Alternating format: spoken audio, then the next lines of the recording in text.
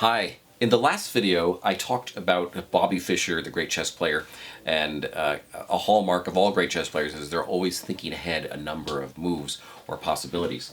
And a student who had mentioned this to me, it really caught my attention because it's something I think about all the time. And here's a really good example of a dotted rhythm in which I can think ahead about future positions while I'm playing the current position.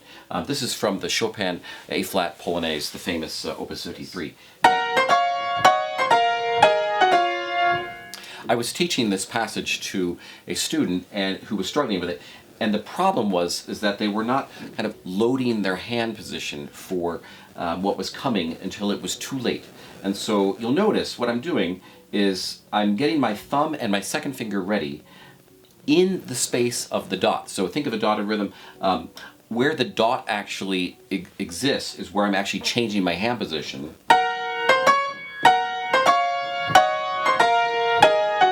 And what I'm also doing is holding the top note at the same time. But the problem for some students is that they might hold all the notes and then try and move, and it'll be too late. My hand is really multitasking here. I've got the top covered and holding while the inside of my hand is changing. And if I do it with no pedal, it sounds like this. Let's try that again, and I want you to watch my second finger and thumb. You'll also notice, for those of you up here, my second finger is incredibly active here, and it does what I call the windshield wiper approach, which I've talked about, I think, in other videos. And second finger is a finger that can move in all kinds of shapes. So right now it's pointing at my roughly about 1:30. Now it's pointing at noon. Now it's pointing at 11. Now it's pointing back at 1. Now it's pointing back at about 10:30. And now it's pointing at about 1 o'clock. So it moves a lot internally. And the time to prepare for that is in the long note, but not as you go to play the short note.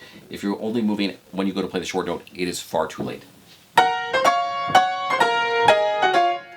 I think the beauty of this passage is also how it has these slurs, which is an indication of strong, weak, and this is also